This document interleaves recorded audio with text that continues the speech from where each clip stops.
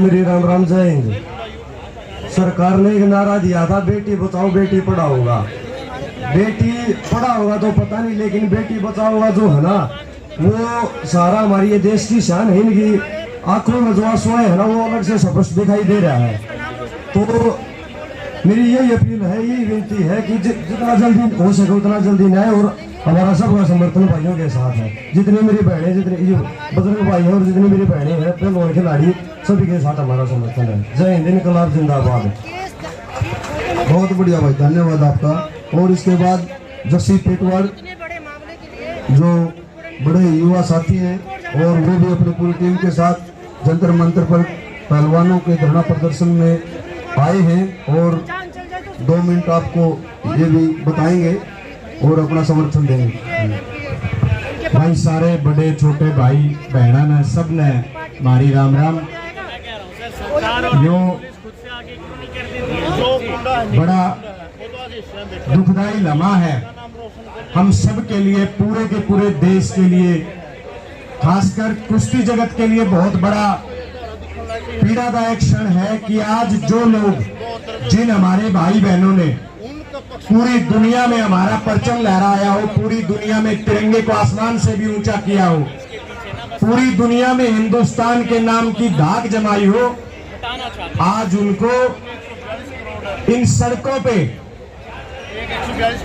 सोना पड़ रहा है, इन सड़कों पे बैठना पड़ रहा है, और अपनी आवाज को सरकार तक सुनाने के लिए इन सड़कों पे खाने को मजबूर है, प्रैक्टिस करने को मजबूर है। पहलवान की जगह अखाड़े में होती है, सरकार से नहीं है। ना इन पहलवानों की लड़ाई किसी सरकार से है, ये लड़ाई एक ऐसे व्यक्ति से है देश भूलेगा नहीं, जिसके ऊपर सैकड़ों मुकदमे लगे हैं, जिसने हमारी बहन बेटियों को परेशान करने का काम किया है, जिसने हमारी बहन बेटियों को प्रताड़ित करने का काम किया है, उनके ऊपर दबाव बनाने का काम किया है। ये लड़ाई हमारी उस व्यक्ति से है जिसने अनेकों हत्याएं की है। ये लड़ाई हमारी उस व्यक्ति से है जो सांसद जैसे महत्वपूर्ण पद पे बैठा है। और दुख की बात यह है कि सरकार जो हमेशा मन की बात करती है, वो इन मन की बात, इन बेटियों की, इन बहनों की और इन पहलवानों की मन की बात सुनने का काम नहीं कर रही। हैरानी है, कोई बात नहीं, सरकार को सुनना पड़ेगा, सरकार को सुनना पड़ेगा, आज नहीं तो कल सुनना पड़ेगा। लेकिन हैरानी की बात है, इन पहलवानों की आवाज सुनने की बजाय ब्रजभूषण जैसा दागदार व्यक्ति, एक ऐसा व्यक्ति जिसके ऊपर अनेकों दाग है, वो व्यक्ति अब इन पहलवान में गलत बातों में भटकाने का काम कर रहा है। मैं ब्रजभूषण को सुन रहा था, कह रहा था कि ये तो हरियाणा प्रदेश के, एक ही प्रदेश के और एक ही जाति विशेष के लोग धरने पे बैठे हैं।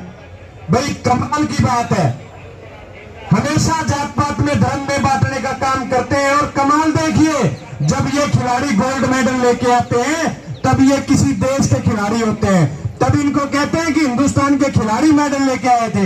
और जब ये अपने हक की आवाज उठाते हैं, जब अपने हक की बात करते हैं, तो कहते हैं ये तो हरियाणा के जाट धरने पे बैठे हैं।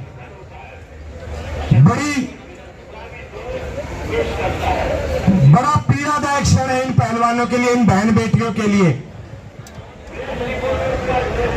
कि आज इनको अपनी आवाज उठाने के लिए सड़क पे बैठना पड़ रहा है।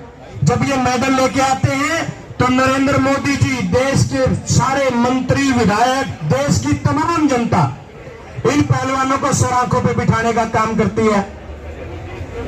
देश के प्रधानमंत्री जी इनके साथ फोटो खिंचवाना पसंद करते हैं, वीडियो बनवाना पसंद करते हैं। हम सब इनके साथ फोटो लेने में, सेल्फी लेने में गर्व महसूस करते हैं। लेकिन आज एक व्यक्ति की वजह से, अगर मैं उसको बलात्कारी कहूं तो गलत नहीं है, मैं उसको हत्यारा कहूं तो गलत नहीं है, आज एक उस बलात्कारी और उस हत्यारे के लिए आज देश की सरकार, इन देश के कोई नूर समान इन भाई बहनों की आवाज सुनना नहीं चाहती।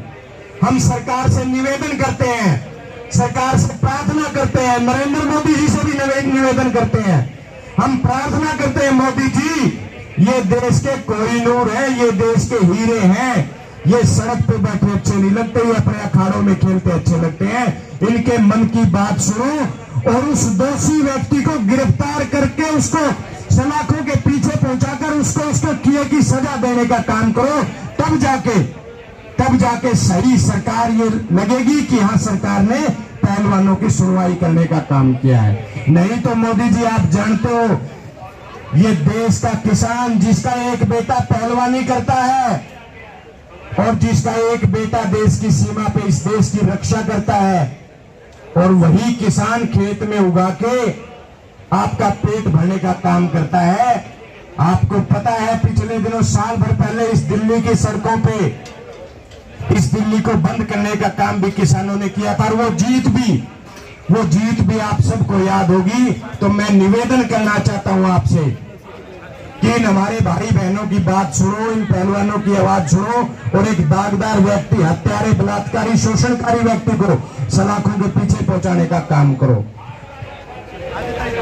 मैं इस सोशल मीडिया के माध्यम से भी मेरे साथियों से अपील करना चाहता हूं, खासकर देश के नौजवानों से।